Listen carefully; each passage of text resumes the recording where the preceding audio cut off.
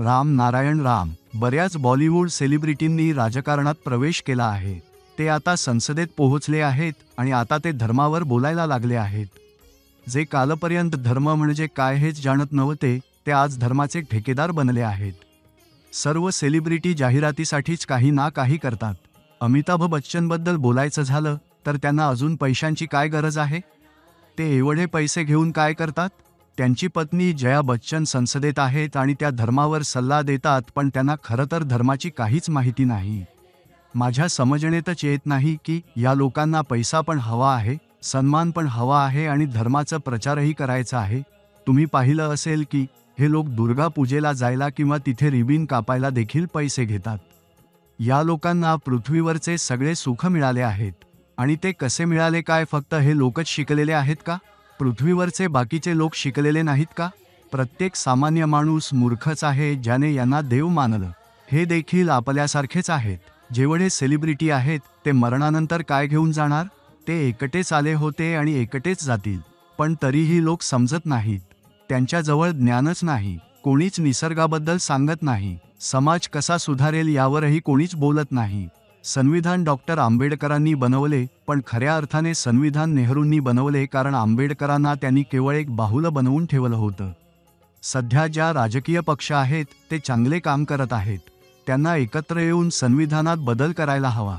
कारण जवळपास 75 वर्षांपूर्वीचं संविधान आजच्या काळात कसं उपयोगी ठरेल? आज विज्ञान बदललं आहे, शिक्षण बदललं आहे, देश बदलला आहे, समस्या वाढल्या आहेत. मग त्या जुन्या संविधानाने आजच्या जगात कसं काम करणार? म्हणूनच प्रकृतीचं संविधान आणायला हवं.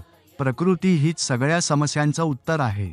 माणूस निसर्गातूनच आला आहे. निसर्गाच्या 5 तत्वांमुळेच माणूस निर्माण झाला आहे.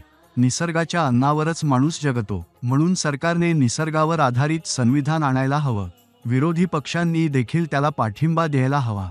जेव्हा निसर्गाचं संविधान पृथ्वीवर लागू होईल तेव्हा सर्व समस्यांवर आपोआपच उत्तर मिळेल. आजही जर लोक सुधारले नाहीत, निसर्गाला स्वीकारलं नाही, त्याच्या धर्माला, त्याच्या कायद्यांना अनुसरलं नाही तर मोठा संहार होणार आहे.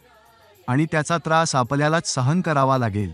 ज्या चुका 75 वर्षांपूर्वी झाल्या त्या पुन्हा करू नका.